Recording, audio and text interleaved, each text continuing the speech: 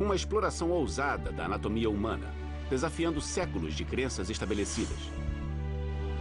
Um brilho misterioso que abriu caminho para uma nova e impressionante visão do mundo. Uma droga prodigiosa que salvou a vida de incontáveis soldados aliados. O assassino por trás de uma epidemia é desmascarado. Estas são algumas das grandes descobertas da história da medicina. Cada uma foi uma inovação revolucionária que salvou vidas, expandindo os limites do conhecimento ao imaginar o inimaginável.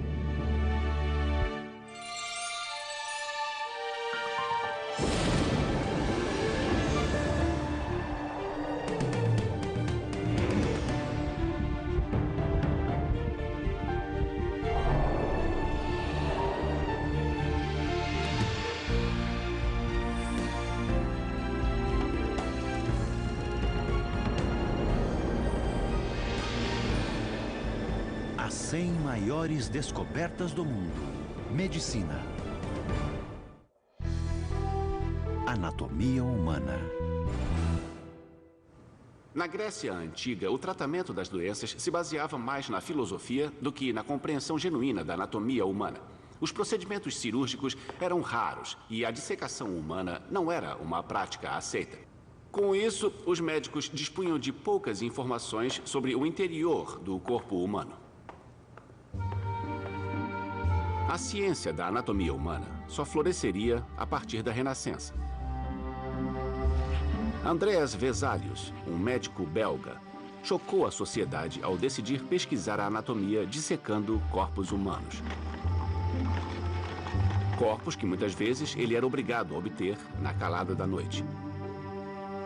Como Vesalius, os estudantes de medicina que queriam aprender a dissecar precisavam encontrar corpos fora dos meios legais. Quando Vesalius se tornou professor em Pádua, o encarregado das execuções era um amigo seu. Então Vesalius podia entrar e observar os prisioneiros vivos que aguardavam a execução e dizer: eu quero este, eu quero aquele, e então a pessoa era executada. De acordo com o Dr. Ballebel, Vesalius estava determinado a transmitir os primeiros conhecimentos que obteve com suas habilidosas dissecações, escrevendo um livro sobre a anatomia humana. O resultado foi De Humani Corporis Fabrica, a estrutura do corpo humano. Publicado pela primeira vez em 1538, ele é tido como um dos livros mais importantes da literatura médica. É considerado como uma das maiores conquistas da medicina porque contém a primeira descrição precisa do interior do corpo humano. Este foi o maior desafio à autoridade dos antigos médicos gregos. O livro vendeu muito, deve ter atingido um público rico e instruído e chegou muito além da profissão médica. E as figuras se encaixavam de forma elaborada no texto escrito. Ele tornou o conhecimento da anatomia humana muito mais acessível. Graças a Vesalius, o estudo da anatomia humana por meio da dissecação se tornou um componente essencial da educação médica e abriu caminho para a nossa próxima grande descoberta. A circulação sanguínea. O coração humano é um músculo do tamanho de um punho. Ele bate mais de 100 mil vezes por dia e terá batido mais de 2 bilhões de vezes quando chegarmos aos 70 anos, bombeando mais de 19 litros de sangue por minuto. O sangue flui através do corpo, viajando por uma complexa rede de veias e artérias. Se todos os vasos sanguíneos de apenas um corpo humano fossem alinhados, calcula-se que chegariam a cerca de 95 mil quilômetros, o equivalente a mais de 2 voltas na Terra. Mas no início do século XVII, o funcionamento do sangue no corpo era mal compreendido. A teoria dominante dizia que o sangue fluía e refluía através do coração por meio de poros no tecido macio. Entre os que acreditavam nesta teoria estava um médico inglês chamado William Harvey. Ele era fascinado pelo funcionamento do coração. Quanto mais ele estudava os corações pulsantes dos animais em sua mesa de dissecação, mais ele percebia que a teoria do fluxo sanguíneo não poderia estar certa. Ele diz de forma explícita Começo a pensar se o sangue não teria um movimento como se estivesse em um círculo. Então ele inicia um novo parágrafo dizendo, e então descobri que era verdade. Em suas dissecações, Harvey observou que o coração possuía válvulas unidirecionais que mantinham o sangue fluindo em uma só direção. Algumas válvulas deixavam o sangue entrar, enquanto outras o deixavam sair. Esta foi sua grande descoberta. Ele percebeu que o coração bombeava sangue para as artérias e que retornava através das veias, fechando um círculo de volta ao coração, que estava pronto para iniciar o círculo novamente. Hoje, é óbvio que o sangue circula em um corpo humano. Mas no século XVII, a descoberta de William Harvey era revolucionária. Foi um golpe fulminante no núcleo das ideias médicas tradicionais. E no fim deste tratado, Harvey diz, quando penso nas incontáveis implicações que isso terá na medicina, vejo um campo de possibilidades quase infinitas. A descoberta de Harvey gerou grandes avanços nos campos de pesquisa anatômica e cirurgia, e outros que salvariam vidas também. Nas salas de cirurgia de centros de trauma em todo o mundo, grampos cirúrgicos são utilizados para obstruir o fluxo sanguíneo e manter a circulação de um paciente intacta. Um dispositivo simples, mas que evoca a grande descoberta de William Harvey. Grupos sanguíneos. Outra grande descoberta relacionada ao sangue ocorreu em Viena, em 1900. As transfusões de sangue eram vistas com grande entusiasmo em toda a Europa. No começo afirmavam que elas tinham maravilhosos efeitos terapêuticos, mas em alguns meses a euforia foi substituída por relatos de pessoas que haviam morrido. Por que algumas transfusões de sangue funcionavam e outras não? Um médico austríaco chamado Karl Landsteiner estava determinado a encontrar a resposta. Ele misturou amostras de sangue de vários indivíduos e estudou os efeitos. Em alguns casos, as amostras se misturavam com segurança. Mas em outras combinações, o sangue se aglutinava e se tornava pegajoso. Em uma análise mais detida, Landsteiner descobriu que a aglutinação ocorria quando certas proteínas no sangue do receptor, chamadas anticorpos, se ligavam a outras proteínas das células vermelhas do doador, denominadas antígenos. Para Landsteiner, este foi o momento da descoberta. Ele percebeu que o sangue humano não era igual em todas as pessoas e determinou que o sangue humano poderia ser dividido em 4 grupos distintos. Ele chamou estes grupos sanguíneos de A, B, AB e O. Ele percebeu que a transfusão de sangue só podia ser realizada com segurança quando as pessoas recebiam o sangue de alguém que pertencia ao mesmo grupo sanguíneo. O impacto da descoberta de Landsteiner foi imediato. Em poucos anos, as transfusões de sangue eram praticadas em todo o mundo, salvando inúmeras vidas. A partir de 1950, a tipificação sanguínea precisa ajudou a viabilizar os transplantes de órgãos. Hoje, somente nos Estados Unidos, ocorre uma transfusão de sangue a cada 3 segundos. Sem ela, calcula-se que 4,5 milhões de norte-americanos morreriam a cada ano. Anestesia. Muito bem, Sr. Mooney. Segure-o. Apesar das primeiras grandes descobertas sobre a anatomia humana terem permitido que os médicos salvassem mais vidas, elas não ajudaram muito a diminuir a dor. Sem a anestesia, as cirurgias eram um pesadelo de olhos abertos. Os pacientes eram subjugados ou amarrados a uma mesa. Os cirurgiões trabalhavam o mais rápido que podiam. Quanto antes o tormento acabasse, melhor. Em 1811, uma mulher descreveu seu suplício. Quando o terrível aço foi cravado, cortando através de veias, artérias, carne, nervos, ninguém precisou me dizer para não conter meus gritos. Dei um grito que durou o tempo todo, tão torturante era a minha agonia. A cirurgia era um último recurso. Muitas pessoas simplesmente preferiam morrer a serem cortadas pelo bisturi do cirurgião.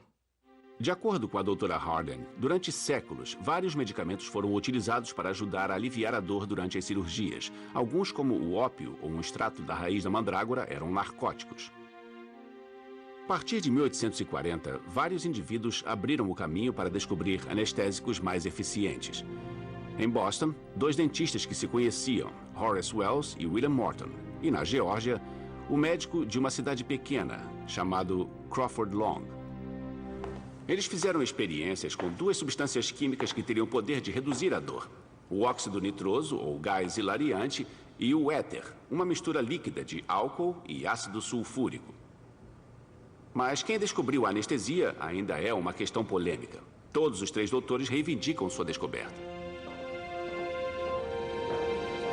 Uma das primeiras demonstrações públicas de anestesia ocorreu em 16 de outubro de 1846. William Morton já fazia experiências com éter há meses, tentando encontrar uma dosagem que permitiria ao paciente ser submetido a uma cirurgia sem sentir dor.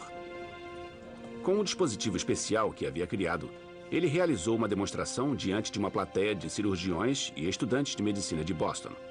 Ele administrou éter em um paciente que estava prestes a ter um tumor removido do pescoço. Morton aguardou. O cirurgião fez a primeira incisão.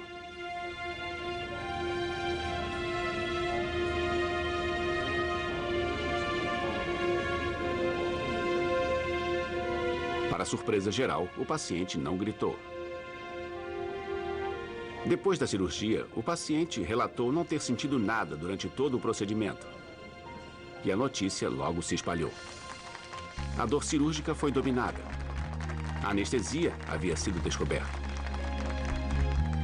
Apesar da experiência bem-sucedida, muitas pessoas se mostraram relutantes em utilizar anestesia. Algumas religiões acreditavam que a dor deveria ser tolerada, não aliviada, especialmente durante o parto. A Rainha Vitória desempenhou um papel nesta história. Em 1853, ela estava dando à luz ao príncipe Leopold, quando pediu e recebeu clorofórmio. E então a rainha descobriu que aquilo aliviava a dor do parto. E pouco depois, as mulheres em geral diziam: acho que quero clorofórmio também. Se é bom para a rainha, também é bom para mim. O raio-x. Também é impossível imaginar a vida sem a nossa próxima grande descoberta. Imagine uma cirurgia sem antes visualizar onde fazer a incisão, que osso deve estar quebrado, onde a bala pode estar alojada, ou qual a condição patológica existente. A capacidade de ver o interior do corpo humano sem cortá-lo e abri-lo foi uma reviravolta na história da medicina.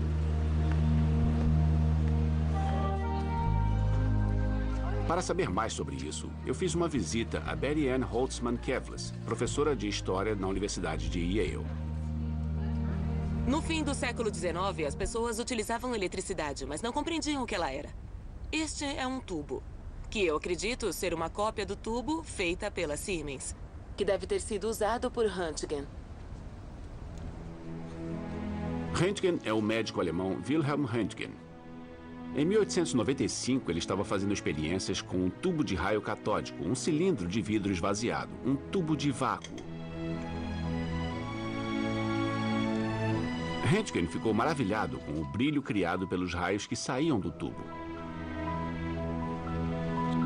Em um de seus experimentos, Röntgen encerrou o tubo dentro de uma cartolina preta e escureceu a sala. Então, ele ligou o tubo. Momentos depois, algo o surpreendeu.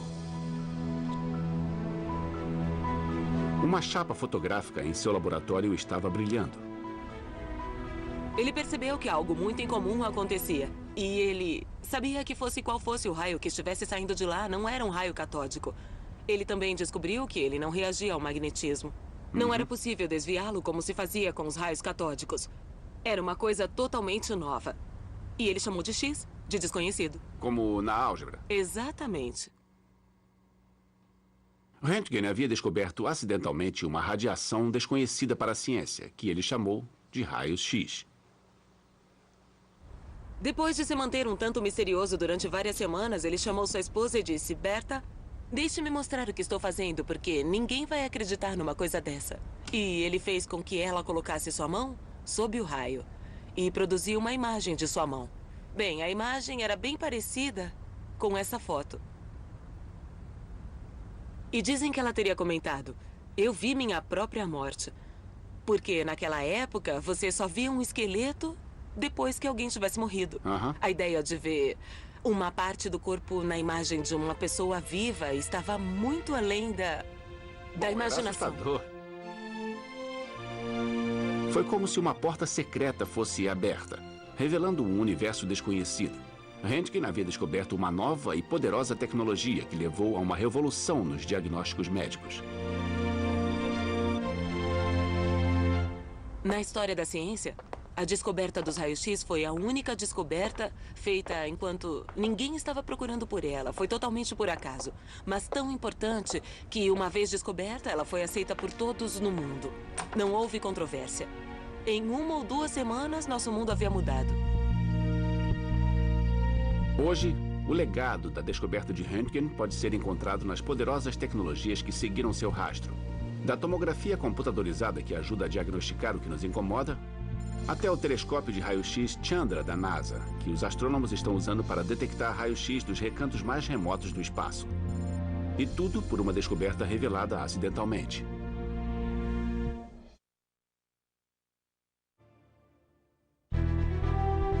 A teoria dos germes.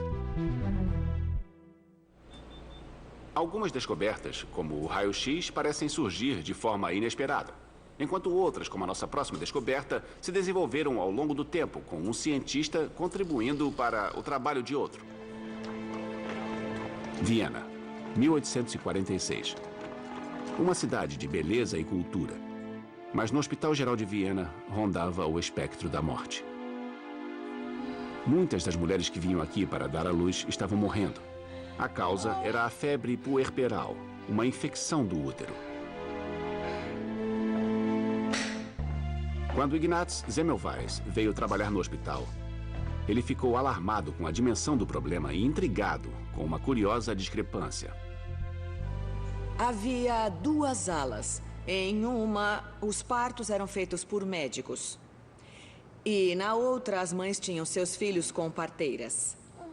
Semmelweis observou que na ala onde os médicos faziam os partos, 7% das mães morriam da denominada febre puerperal.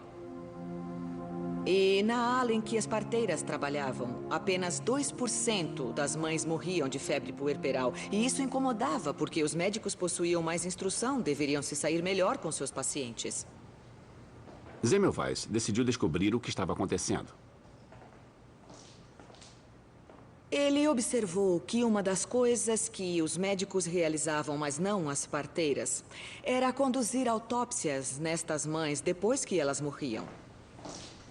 Depois eles voltavam a fazer partos e a examinar mães sem lavar suas mãos, exatamente como um mecânico que termina de consertar um carro e passa para o seguinte sem lavar as mãos para remover a graxa e sem ver nenhuma razão para ser obrigado a fazê-lo.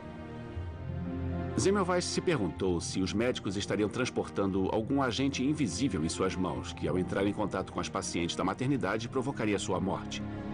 Para descobrir, ele realizou um teste. Ele decidiu que os estudantes de medicina, sob seu comando, lavassem as mãos em uma solução de cloro. E, repentinamente, a porcentagem de mortes entre as mães caiu para 1%, ainda mais baixa que a das parteiras. Com esta demonstração, Semmelweis percebeu que a doença infecciosa, neste caso a febre puerperal, tinha uma única causa. Se você eliminasse a fonte da infecção, a doença não ocorreria. Mas em 1846, ninguém havia feito a conexão entre bactérias e infecções. Por isso, a ideia de Semmelweis foi ignorada. Levaria mais de 10 anos até que outro cientista voltasse sua atenção para os germes. Seu nome era Louis Pasteur. Pasteur havia perdido 3 de seus 5 filhos para a febre tifoide, o que talvez explique por que ele estava determinado a descobrir a causa das doenças infecciosas. Foi o trabalho de Pasteur para a indústria da cerveja e do vinho que o colocou no caminho certo. Ele estava tentando descobrir o que estava estragando grande parte da produção de vinho do país. Ele descobriu que o vinho estragado estava contaminado por micro-organismos. os germes. Eram os germes que azedavam o vinho. Mas com um simples tratamento térmico, ele demonstrou que os germes podiam ser eliminados, salvando o vinho. Nascia então o processo de pasteurização.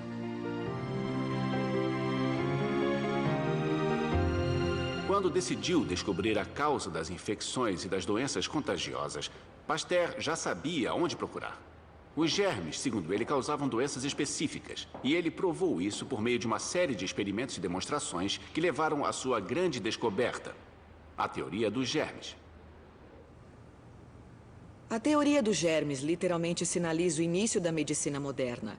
A teoria dos germes se baseia na ideia central de que um micro-organismo causa uma única doença nas pessoas. Hoje isso parece ser extremamente óbvio, mas este é um dos conceitos mais revolucionários da medicina. Nas imagens dos salões vitorianos, você vê aquelas lâmpadas com franjas penduradas. E havia muitas tapeçarias, muitos objetos nas mesas e em todo lugar. E quando eu vejo essas coisas hoje, vejo armadilhas de poeira. E realmente, depois da teoria dos germes, toda a percepção do design moderno começou a se tornar mais importante para as pessoas. Elas queriam matar os germes. Então houve uma mudança na forma de projetar nossas casas. Nós queríamos linhas limpas e polidas para minimizar a ação dos germes. Demorou um pouco, mas nos anos de 1930, no período da Art Deco, obtivemos essas linhas lustrosas. E isso era diretamente atribuído à teoria dos germes. Vacinação.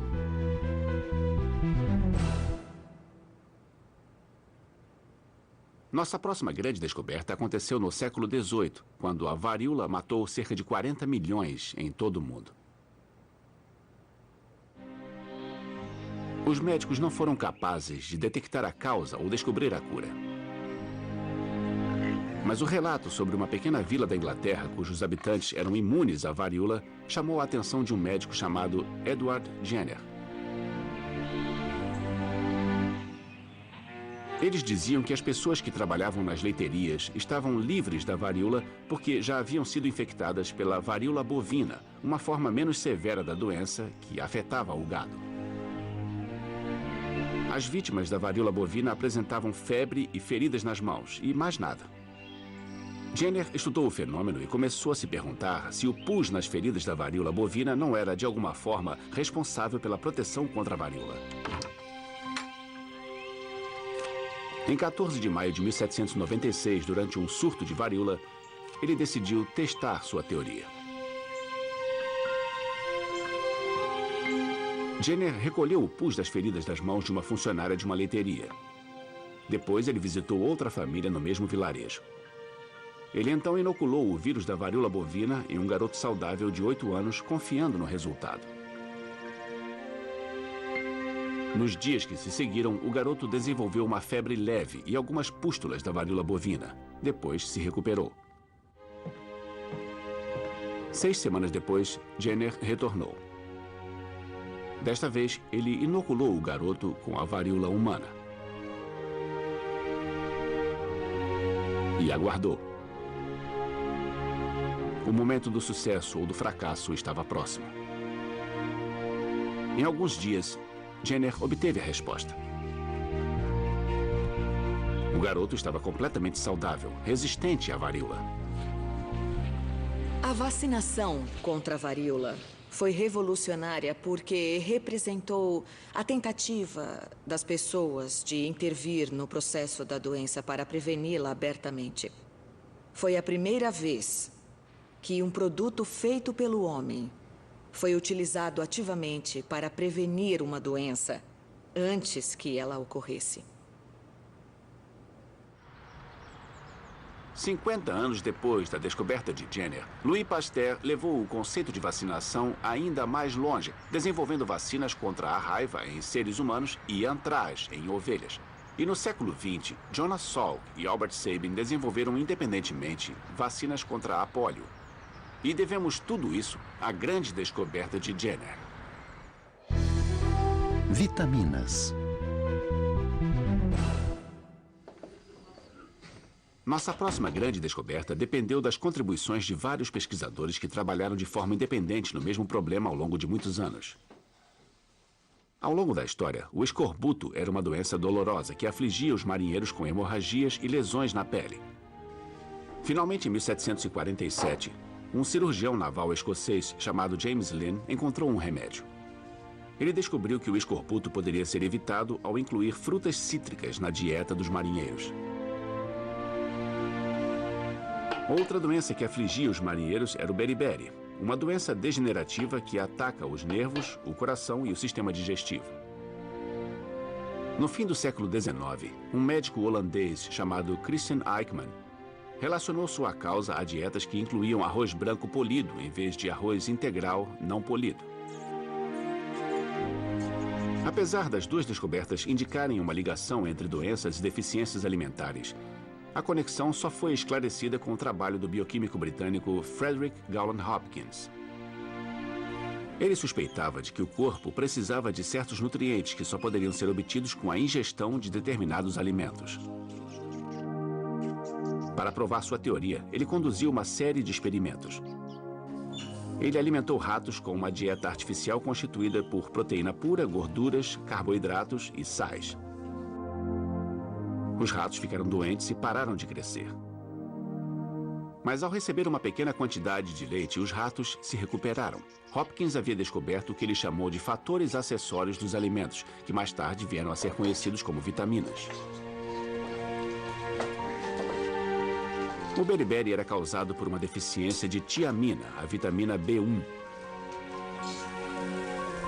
Ela se perdia no arroz polido, mas era abundante no grão natural. E as frutas cítricas preveniam o escorbuto porque continham ácido ascórbico, a vitamina C. A descoberta de Hopkins representou uma grande mudança na nossa compreensão da importância da nutrição. As vitaminas são responsáveis por muitas funções normais do nosso corpo, desde combater uma infecção até regular o metabolismo. É difícil imaginar a vida sem elas, assim como a nossa próxima grande descoberta. Penicilina.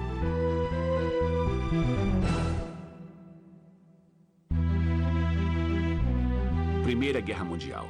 Mais de 10 milhões de mortos. Muitos devido a ferimentos infeccionados. Depois da guerra, as pesquisas para descobrir métodos seguros de repelir os invasores bacterianos se intensificaram. Entre os que se dedicaram ao assunto estava o médico escocês Alexander Fleming. Quando estudava bactérias do gênero Staphylococcus, Fleming percebeu algo incomum crescendo na placa de Petri. Um fungo, o Penicillium notatum. Ele viu que as bactérias que rodeavam o fungo haviam morrido. Isso o levou a especular que o fungo estava produzindo uma substância letal para as bactérias. Ele chamou esta substância de penicilina.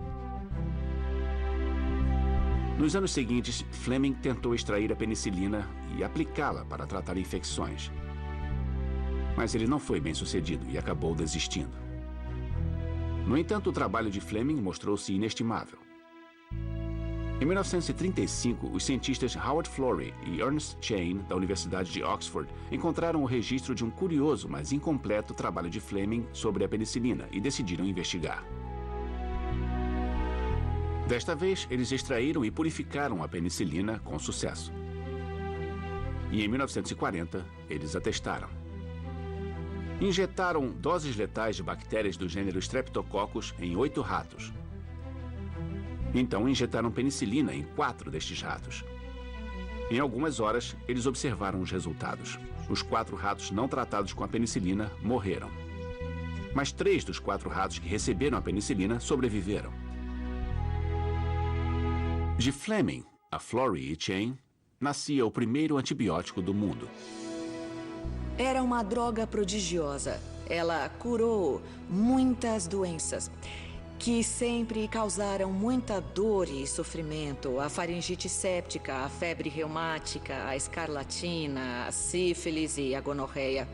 São coisas que você nunca pensou que pudessem matar. E a descoberta da penicilina chegou bem na hora. No Pacífico, um combate mortal contra um inimigo fanático. Durante a Segunda Guerra Mundial, a penicilina foi distribuída entre os aliados ocidentais. Ela salvou a vida de inúmeros soldados aliados.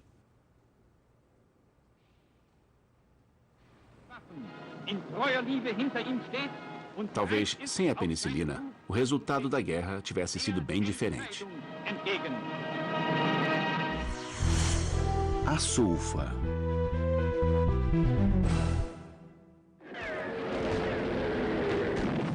Nossa próxima grande descoberta foi providencial durante a Segunda Guerra Mundial. Ela forneceu aos soldados uma droga para ajudá-los a combater a disenteria enquanto lutavam no Pacífico Sul. Ela também provocou uma revolução no tratamento quimioterapêutico das infecções bacterianas. O cientista que tornou isso possível foi o patologista Gerhard Domag. Em 1932, Domag estava estudando as potenciais aplicações médicas de novos corantes químicos. Trabalhando com um corante químico recém-sintetizado chamado Prontosil, Domag o injetou em alguns ratos de laboratório que haviam sido infectados com bactérias do gênero Streptococcus. O corante se ligou às bactérias, como Domag esperava, mas as bactérias sobreviveram. Pelo visto, o corante não era tóxico o suficiente. Então, uma coisa espantosa aconteceu. Apesar do corante não ter matado a bactéria, ele inibiu seu crescimento. A disseminação da infecção havia sido suspensa. Os ratos se recuperaram. Não se sabe quando Domag usou o Prontosil pela primeira vez em um paciente humano. Mas a nova droga ganhou fama ao salvar a vida de um garoto com uma grave infecção por Streptococcus. O nome do paciente era Franklin Delano Roosevelt Jr., filho do presidente dos Estados Unidos. A partir daquele momento, a descoberta de Domag tornou-se uma sensação. Como o Prontosil continha uma estrutura molecular então conhecida como sulfanilamida, ela foi chamada de sulfa, a primeira droga do gênero. Uma substância química sintética que poderia curar e prevenir uma infecção bacteriana. Domag havia aberto uma porta para uma nova e revolucionária abordagem no tratamento das doenças. O uso de drogas quimioterapêuticas foi uma descoberta que ajudou a salvar dezenas de milhares de vidas. Insulina. Nossa próxima grande descoberta ajudou a salvar as vidas de milhões de pessoas afetadas pelo diabetes em todo o mundo. O diabetes é uma doença que interrompe o mecanismo de processamento do açúcar no corpo, o que pode levar à cegueira, falência renal, doenças cardíacas e até à morte. Durante séculos, os médicos estudaram o diabetes procurando uma cura sem sucesso. Finalmente, no final de 1800, ocorreu uma reviravolta. Descobriu-se que os corpos dos diabéticos possuíam uma coisa em comum. Um grupo de células do pâncreas estava sempre danificado. Estas células produzem um hormônio que controla o açúcar no sangue. Esse hormônio foi chamado de insulina. Então, em 1920, houve outra reviravolta. O cirurgião canadense Frederick Banting e um estudante de medicina chamado Charles Best estudavam como a insulina era produzida no pâncreas de cachorros. Banting teve a intuição de extrair um segmento das células produtoras de insulina de cães e injetá-lo em outros cães que já sofriam de diabetes.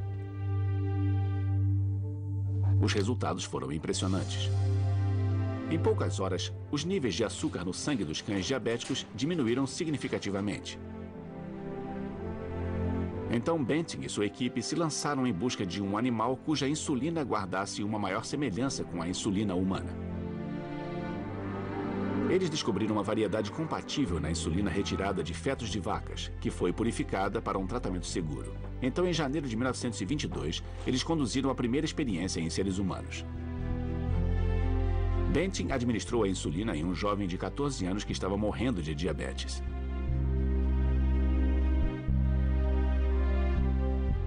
A recuperação do rapaz foi dramática. Qual a importância da descoberta de Banting? Pergunte aos 13 milhões de norte-americanos que dependem da insulina para controlar o diabetes todos os dias.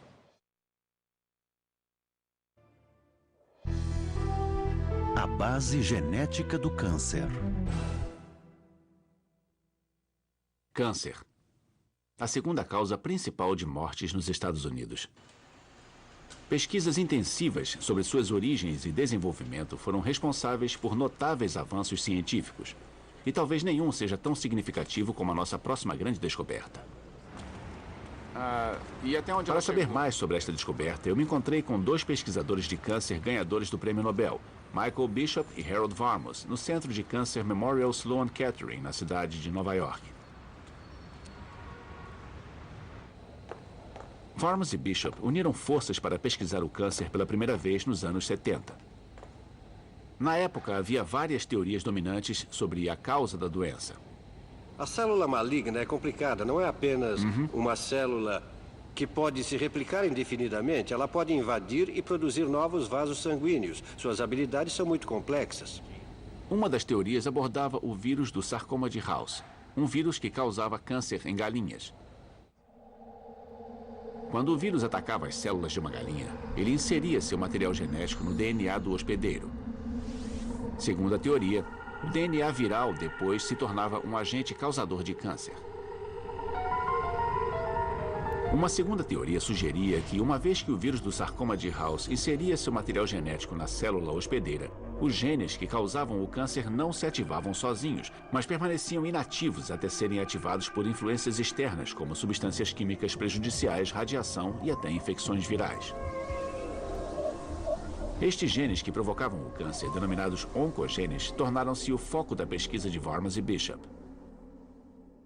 A questão fundamental era uma célula humana. O genoma humano contém genes que teriam a capacidade de se transformar em oncogenes do tipo presente em vírus? Genes que causam tumores. Genes que causam tumores, que causam câncer. Eles estão lá ou não? E o que vocês descobriram?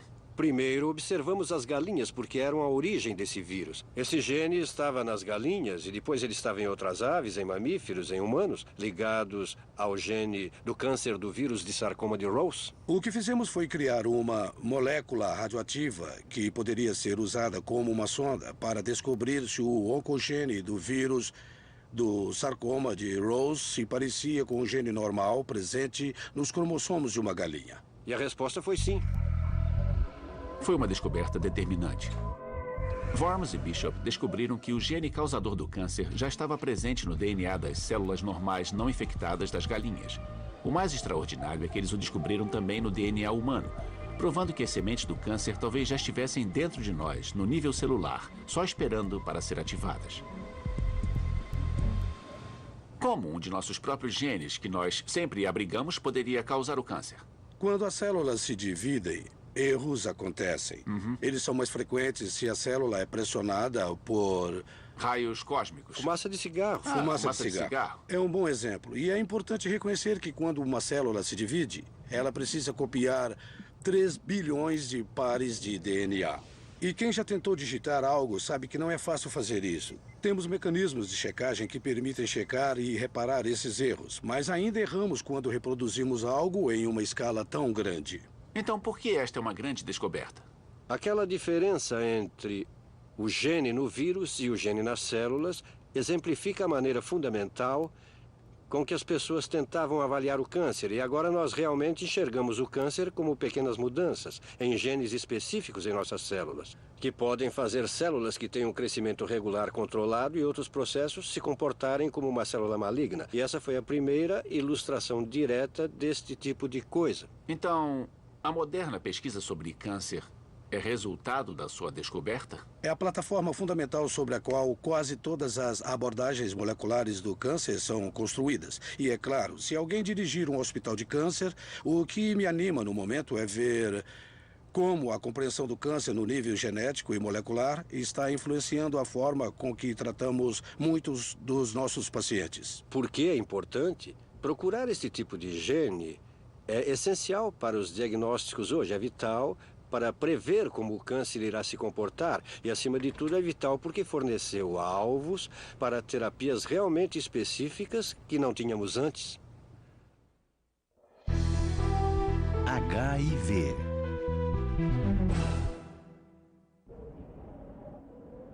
A população da cidade de Chicago é de cerca de 3 milhões de habitantes. O mesmo número de pessoas que estão morrendo a cada ano em decorrência da AIDS, uma das piores epidemias da história moderna.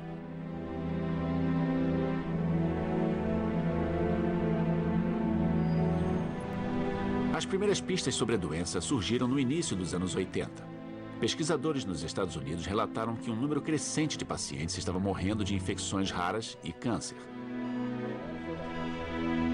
Amostras de sangue revelaram que os pacientes apresentavam níveis extremamente baixos de linfócitos CD4T, glóbulos brancos vitais para o sistema imunológico do corpo. Em 1982, o Centro para o Controle e Prevenção de Doenças deu um nome a esta doença. AIDS, sigla em inglês para Síndrome da Imunodeficiência Adquirida. 2 pesquisadores assumiram o caso. Luc Montagnier, do Instituto Pasteur de Paris, e Robert Gallo, do Instituto Nacional do Câncer, nos arredores de Washington, capital. Ambos dividem o crédito pela pioneira descoberta que finalmente desvendou a causa da AIDS. O HIV, sigla em inglês para Vírus da Imunodeficiência Humana. E qual é a diferença entre o vírus da imunodeficiência humana e outros vírus, como o da gripe, por exemplo? Para começar, o vírus não apresenta evidências da doença durante anos. Em média, 7 anos. 7 anos? O segundo problema é que ele era bastante singular. Quando uma pessoa se apresentava com AIDS, ela dizia, sei que estou doente, e iam ao hospital. Elas apresentavam muitas outras infecções. Qual era a causa? Como você demonstrava qual delas era a causa da doença? Na maioria dos casos, um vírus existia por um propósito: infectar uma célula hospedeira e se reproduzir. Geralmente, ele se liga à hospedeira e então libera sua informação genética dentro da célula. Isso permite que o vírus assuma as funções normais da célula, redirecionando-as para produzir novas partículas de vírus. Estas partículas são então liberadas para atacar mais células. O HIV não é um vírus convencional. Ele pertence a uma família de vírus ou uma categoria de vírus que os cientistas chamam de retrovírus. Em que os retrovírus diferem? A singularidade do retrovírus é a seguinte: podemos dizer que esta é a definição de um retrovírus. Sua informação genética na forma de RNA se converte em DNA. Mas o que acontece com o DNA é que é o problema. E qual é o problema? O DNA é incorporado aos nossos genes. O vírus do DNA se torna parte de nós. Como os linfócitos T4 passam a funcionar, nesse processo eles reproduzem exatamente o DNA do retrovírus dentro delas. Isso mesmo. Para sempre. Para Você sempre. nunca se livra disso. Você terá células hospedeiras que abrigam a informação genética do vírus, às vezes fazendo o vírus, algumas em silêncio, quietas, talvez ocultas, e só depois despertam e reproduzem o vírus de novo. Isso significa que logo depois da infecção, estamos estabelecendo uma infecção que talvez dure toda a vida. Este é o ponto crucial da questão para mim. Quando você diz que há muita variação, é uma variação dentro de um indivíduo, como se você estivesse combatendo todas as formas diferentes de vírus dentro de você? Existem HIVs que se assemelham em um certo local geográfico. Nós lhe demos um nome, um subtipo.